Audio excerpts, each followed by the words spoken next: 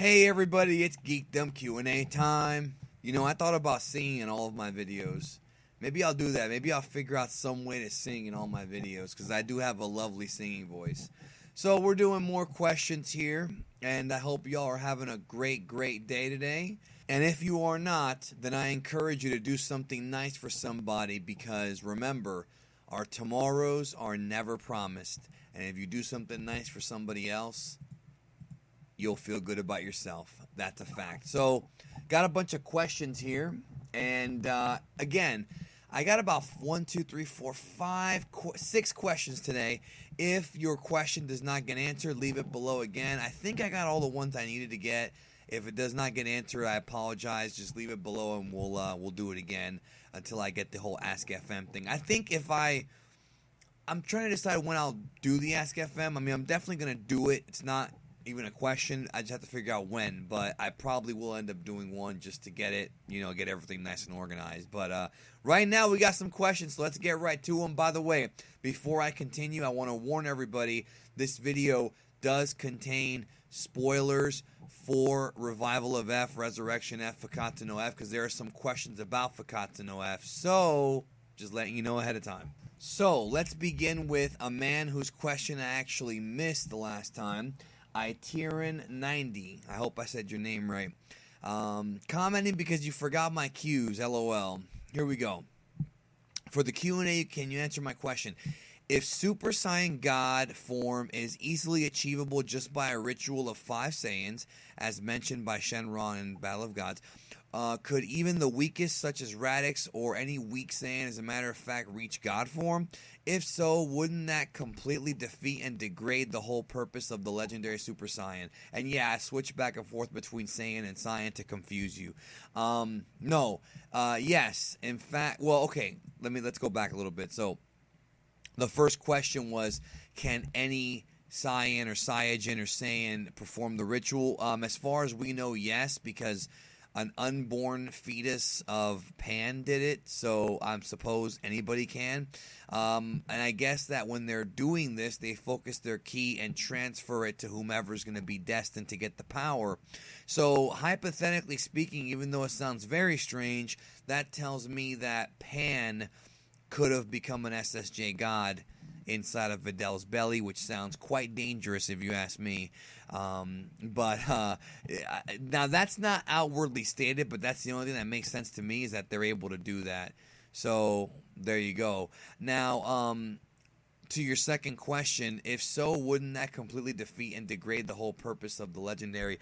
That's up to you. I mean, it's 2 different forms. A lot of people did feel that the SSJ God form kind of didn't have a good enough explanation because they came out of nowhere. Like, it's a story that not even Vegeta knew. I accepted it, and I was okay with it. And it's kind of weird that they just... What's weird about that whole thing is that even though the dragon knew that if 5, Saiyajins held hands, it would make this guy... How did the originals figure that out? See, that's the thing that's never really explained. You just have to kind of go with it and say it's Dragon Ball. The thing is, I've noticed about doing a lot of these YouTube videos and talking to you guys about Dragon Ball is that there's a lot of stuff that's not explained, even more than I thought originally, that really makes no sense. So, Dragon Ball is, like, brilliant in some ways, but it's not like Star Trek or, like, the Marvel Universe where everything is explained. So, we may never know. We may never know. But I understand why you would feel that way. That definitely makes sense. And then it got even more convoluted with Dragon Ball Minus because Frieza talks about both SSJ and SSJ God in that one and how he's heard the legends of both. I don't know, man. Because it doesn't make sense. Like, which one did he fear? The first one or the second one? Or both? Or does he know which one's stronger? It's not a big deal, really. But I in my head, I know that Dragon Ball Minus was written by Akira Toriyama, but in my own head, I kind of want to forget it even exists because of just how bad it is and how unpassionate it is and how contradictory it is. Everybody wants to talk about canon. I've gone on record many times as saying that the canon, there is a logical canon, but it's not that logical. And also in my own head, Dragon Ball Minus is so bad that I just try to erase it from even existing. To me, the Bardock special is more canon than that. And plus, I have an argument to make for that because Toriyama did not create Bardock.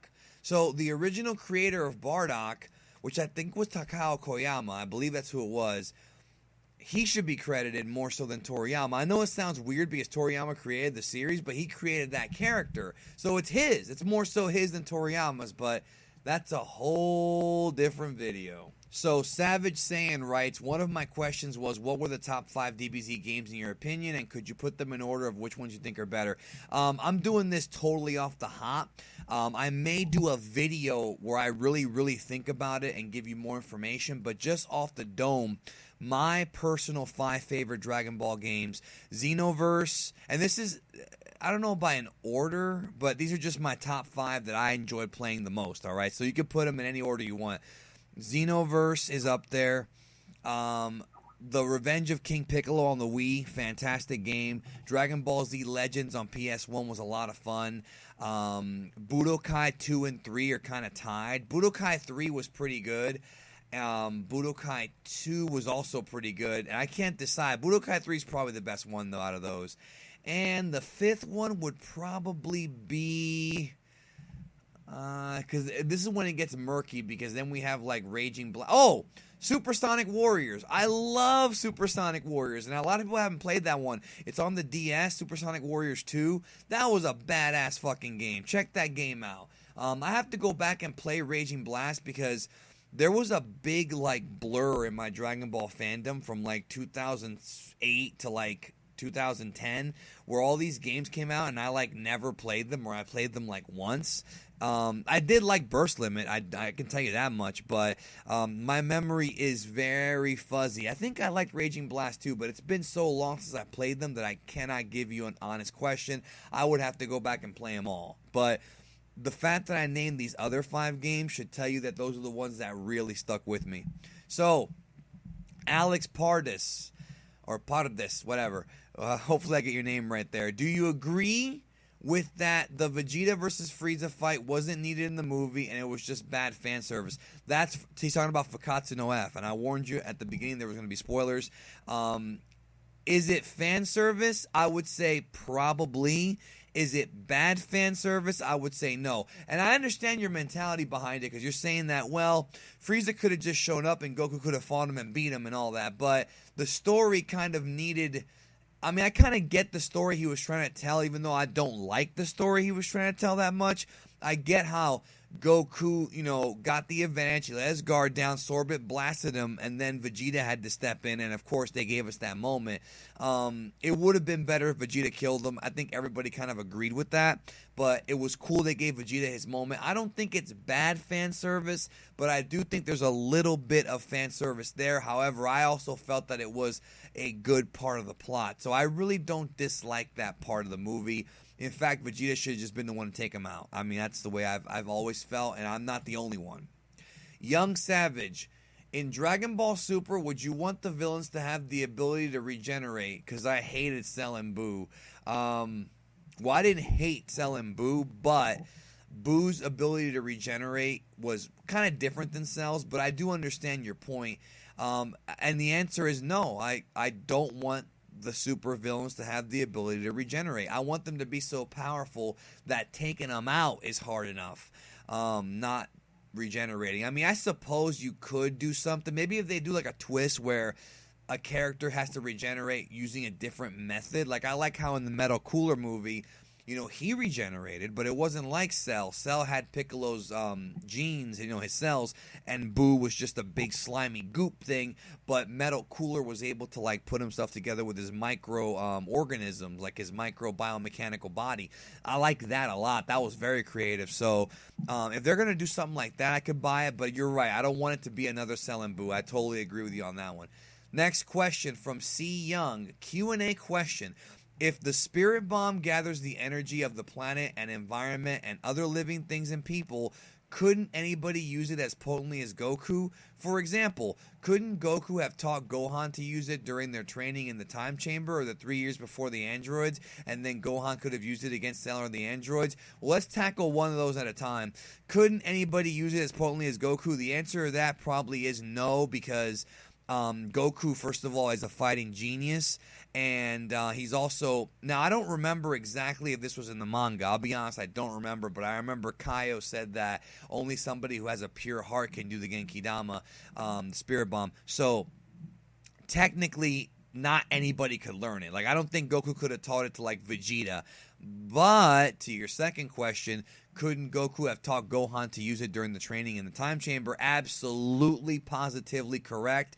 I believe he could have. Yes, I do believe he could have. And don't forget, he handed it over to Krillin. There was that scene where he created it and then he handed it to Krillin. Now, is Krillin pure of heart? I don't know. I'm not sure if he is. I would assume that he is, but in Dragon Ball, he couldn't hop on the cloud, so maybe he's not, but maybe by the time that Z came around, he could. So he was able to wield the Genki Dama. So again, it's kind of an iffy thing, but yes, the answer is absolutely. I think that Gohan could have learned it. I totally think that. That's the one character who I think probably could have learned it easier than anybody else. Alrighty, last question for this edition. Jose Antonio Gonzalez Culbaus. I don't know if I said the last one right, but Jose writes, if we follow logic, if Frieza was revived, and again, this is about Fakata no F, if Frieza was revived and had to be brought back as he was killed, then how come he came back in pieces? Trunks cut him up in pieces and blasted him into dust. Yes, you're right. When Krillin was revived after the Frieza arc, they first had to ask to have his soul brought to Earth and rebuilt his entire body. Well, they asked for his soul, but Porunga pretty much said, I'll do it as a favor. So there you go. And to quickly give you a short answer, I don't think that Shenron was going to do Sorbet that favor. Not because he couldn't, but probably because maybe Shenron knew he wasn't a good person. I don't know. Porunga seemed a lot nicer about that. So, continuing on with your question, it made no sense to have pieces appear since he did not die in pieces. If he was left in pieces, as mentioned, that he can continue living that way, Frieza would have just never died and just laid there in pieces for many years.